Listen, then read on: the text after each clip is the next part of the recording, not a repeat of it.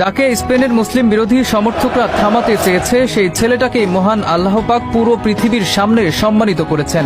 লামিনের বিশ্বাস ছিল মহান রবের ওপরে, আর সৃষ্টিকর্তাও যেন তাকে দুমুঠো ভরে সম্মান দিলেন। চুপ করালেন স্পেনের মুসলিম বিরোধীদের। হ্যাঁ, তাই মুসলিম বিরোধীদের উপযুক্ত জবাবটাই দিলেন লামিনে ইয়ামাল। মুসলিম হবার জন্য কত কটু কথা শুনতে হয়েছে লামিনকে। একটা সময় তো বলেই ফেললেন প্রয়োজনে তিনি ফুটবল ছেড়ে দেবেন, তবুও তার ধর্মকে কটু কথা বললে ছাড় দেবেন না। লামিনকে ফুটবল ছাড়তে হয়নি, বরং সব অবজ্ঞার জবাব এক রাতে দিয়ে দিয়েছেন। লামিনের এই জয়টা কি পুরো মুসলিম বিশ্বেরই নয়? স্পেনে যখন চলছে মুসলিম বিরোধী স্লোগান, তখন ফুটবল মাঠে মুসলিমদের হয়ে একাই লড়ে যাচ্ছিলেন বার্সেলোনা সেনসেশন। মোহাম্মদ সালাহর মতো তারকারাও তার পাশে দাঁড়ায়নি, কিন্তু লামিন একাই লড়েছেন। মূল ঘটনার সূত্রপাত সর্বশেষ ফিফা উইন্ডোতে মিশর বনাম স্পেনের ম্যাচে। মুসলিম ধর্মকে নিয়ে কটু কথা বলতে থাকেন একদল সমর্থক।